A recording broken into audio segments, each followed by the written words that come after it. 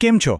ક્યારેય વિચાર્યું છે કે અંગ્રેજીમાં એકની એક વાતને કોઈ બીજી રીતે, વધુ સારી રીતે કેવી રીતે કહી શકાય? આજે આપણે બસ એ જ શીખવાના છીએ. આપણે જોઈશું કે વુડ હેવ વાળા વાક્યોને એક્ટિવમાંથી પેસિવ વોઇસમાં કેવી રીતે ફેરવી શકાય, જેથી આપણી ભાષા વધુ અસરકારક બને. ચાલો ત્યારે શરૂ કરીએ. જરા આ વાક્ય પર નજર નાખો. She would have completed the project. આ વાક્ય વ્યાકરણની દ્રષ્ટિએ એકદમ બરાબર છે. પણ શું આ જ વાતને એ રીતે કહી શકીએ કે જેમાં પ્રોજેક્ટ પર વધારે ફોકસ આવે? તો જવાબ છે હા, બિલકુલ કરી શકીએ. અને આજે આપણે બસ એ જ જાદુ શીખવાના છીએ. આપણે એના નિયમો સમજીશું, ઢગલાબંધ ઉદાહરણો જોઈશું અને એ પણ જાણીશું કે આનો રોજિંદા જીવનમાં ઉપયોગ ક્યાં અને કેવી રીતે થાય છે. કોઈ પણ બિલ્ડિંગનો પાયો મજબૂત હોવો જોઈએ, બરાબર ને? તો બસ એ જ રીતે પેસિવ વોઇસ શીખતા પહેલા આપણે એક્ટિવ વોઇસનો પાયો એટલે કે એની રચનાને બરાબર સમજવી પડશે. તો ચાલો સૌથી પહેલા એક્ટિવ વોઇસના સૂત્ર પર એક નજર કરીએ. એક્ટિવ વોઇસનું સૂત્ર તો સાવ સીધું સાદું છે. સૌથી પહેલા આવે સબ્જેક્ટ એટલે કે જે ક્રિયા કરે છે. આપણા ઉદાહરણમાં એ છે શી. એના પછી આવે છે વુડ હેવ અને પછી ક્રિયાપદનું ત્રીજું રૂપ એટલે કે V3 જે અહીં કમ્પ્લીટેડ છે. અને છેલ્લે આવે છે ઓબ્જેક્ટ એટલે કે જેના પર ક્રિયા થઈ રહી છે, જે છે ધ પ્રોજેક્ટ. અહીં બધો ભાર ક્રિયા કરનાર પર છે. યાદ રાખજો, એક્ટિવ વોઇસમાં હીરો હંમેશા સબ્જેક્ટ જ હોય છે. સરસ. તો હવે એક્ટિવ વોઇસનો પાયો તો આપણા મગજમાં ફિટ બેસી ગયો છે. હવે વારો છે એ સ્ટ્રક્ચરનો જેમાં આપણે આ વાક્યને ઢાળવા માંગીએ છીએ.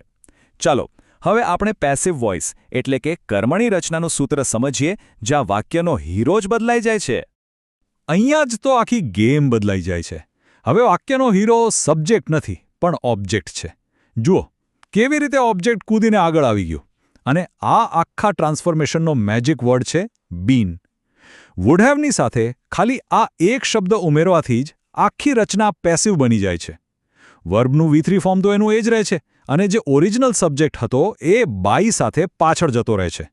આ બીન જ આખી રમતનો સ્ટાર છે, ભૂલતા નહીં. ફોર્મ્યુલા તો સમજી લીધી, પણ અસલી મજા તો એને પ્રેક્ટિકલી જોવામાં છે, ખરું ને? તો ચાલો ફટાફટ કેટલાક ઉદાહરણો જોઈએ અને આ રૂપાંતરના જાદુને આપણી નજર સામે થતો જોઈએ. આપણું પહેલું અને જાણીતું ઉદાહરણ એક્ટિવમાં હતું she would have completed the project. હવે પેસિવમાં જુઓ. ધ પ્રોજેક્ટ જે પહેલા છેલ્લે હતું એ હવે વાક્યનો સ્ટાર બની ગયું છે. વુડ હેવનું થઈ ગયું વુડ હેવ બીન અને શીનું શું થયું? એ બાય હર બનીને છેલ્લે જતું રહ્યું, એકદમ ફોર્મ્યુલા મુજબ. હવે પ્રોનાઉન એટલે કે સર્વનામવાળું એક ઉદાહરણ લઈએ. દે વુડ હેવ ઇન્વાઇટેડ યુ. અહીં જો દેને બદલે યુ પર ફોકસ કરવું હોય તો પેસિવ વોઇસ આપણી મદદ કરશે. You would have been invited by them. અહીં એ પણ ધ્યાન આપો કે દેનું ધેમ થઈ ગયું. આ નાનકડું પણ ખૂબ જ જરૂરી ફેરફાર છે. ત્રીજું ઉદાહરણ છે he would have solved the problem. આ વાક્યમાં હી પર ફોકસ છે. પણ જો આપણે એવું બતાવવું હોય કે સમસ્યાનું સમાધાન થયું એ વધારે અગત્યનું છે તો વાક્ય બનશે the problem would have been solved by him. જોયું? હવે આખું ફોકસ પ્રોબ્લેમ પર આવી ગયું. અને આ છેલ્લું ઉદાહરણ વી would have finished the work. મને ખાતરી છે કે હવે તમે આને જાતે જ ફેરવી શકશો. શું લાગે છે? બરાબર, ધ વર્ક આગળ આવશે અને વાક્ય બનશે the work would have been finished by us. બસ આ પેટર્ન હવે એકદમ સ્પષ્ટ થઈ ગઈ હશે. તો આ બધા ઉદાહરણો જોયા પછી એક વાત તો પાક્કી છે કે આની એક ચોક્કસ પેટર્ન છે. તો શું આનો કોઈ શોર્ટકટ છે? હા, બિલકુલ છે. ચાલો આ આખી પ્રોસેસને 4 સિમ્પલ, ફટાફટ યાદ રહી જાય એવા સ્ટેપ્સમાં સમજી લઈએ. આ રહી આપણી 4 સ્ટેપ ફોર્મ્યુલા. સ્ટેપ 1, ઓબ્જેક્ટને બનાવો નવો સબ્જેક્ટ, એને વાક્યની શરૂઆતમાં લાવી દો. સ્ટેપ 2, વુડ હેવમાં આપણો મેજિક વર્ડ બીન ઉમેરી દો. સ્ટેપ 3, વર્બનું V3 ફોર્મ એમનું એમ જ રહેશે, એને બિલકુલ અડવાનું નથી. અને છેલ્લું સ્ટેપ 4, બાય લગાવીને ઓરિજિનલ સબ્જેક્ટને વાક્યના અંતમાં મૂકી દો. બસ આટલું જ છે. આ 4 સ્ટેપ્સ યાદ રાખો અને ક્યારે ભૂલ નહીં પડે. નિયમો અને સૂત્રો તો બરાબર છે, પણ સવાલ એ છે કે આનો ઉપયોગ ક્યાં કરીશું? કારણ કે ગ્રામર ફક્ત પરીક્ષા માટે નથી, રોજિંદા જીવન માટે પણ છે. તો ચાલો જોઈએ કે આ પેસિવ વોઇસની રચના આપણી રોજિંદી વાતચીતમાં અને પરીક્ષામાં ક્યાં કામ આવે છે. ઘણીવાર કામ કોણે કર્યું એના કરતાં કામ થયું કે નહીં એ વધારે મહત્વનું હોય છે. જેમ કે આટલા વખતમાં તો પાર્સલ પહોંચી ગયું હોત પણ ટ્રાફિક હતો. અહીં પાર્સલ પહોંચ્યું કે નહીં એ મેઇન વાત છે, કોણ પહોંચાડવાનું હતું એ નહીં. એટલે અહીં પેસિવ વોઇસ વધુ નેચરલ લાગે છે. પરીક્ષામાં કે કોઈ ફોર્મલ રાઇટિંગમાં પેસિવ વોઇસનો ઉપયોગ વાતને વધુ ઓબ્જેક્ટિવ બનાવવા માટે થાય છે. જેમ કે હોશિયાર વિદ્યાર્થી દ્વારા સાચો જવાબ પસંદ કરી લેવાયો હોત. અહીં ફોકસ સાચા જવાબ પર છે, વિદ્યાર્થી પર નહીં. આ તો ઘરમાં રોજ બનતું હોય છે. જો મારી પાસે બધી સામગ્રી હોત તો જમવાનું તો ક્યારનું બની ગયું હોત. અહીં જમવાનું બનવાની ક્રિયા અને એનું પરિણામ વધુ મહત્વનું છે. કોણ બનાવવાનું હતું એના પર ભાર નથી. સાયન્ટિફિક રિપોર્ટ્સમાં પણ આવું જ હોય છે.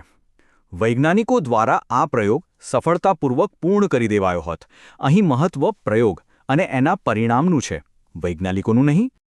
અને આ તો આપણે બધા સાથે થાય છે.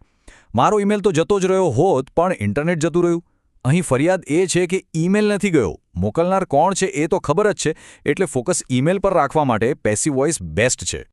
તો આ બધી વાતનો સાર શું? બસ આ 2 ગોલ્ડન રૂલ્સ. એક્ટિવ માટે subject plus would have plus V3 plus object અને પેસિવ માટે object plus would have been plus V3 plus by plus subject. આ 2 ફોર્મ્યુલા યાદ રાખી લો એટલે આ આખો કોન્સેપ્ટ તમારા માટે સાવ સહેલો બની જશે. તો હવે આપણે નિયમો પણ સમજી ગયા અને એનો ઉપયોગ ક્યાં કરવો એ પણ. હવે વારો છે પ્રેક્ટિસ કરવાનો. વિચારો જોઈએ એવું કયું વાક્ય છે જેને તમે આજે જ એક્ટિવમાંથી પેસિવમાં બદલી શકો. યાદ રાખજો, ભાષા પ્રેક્ટિસથી જ નિખરે છે.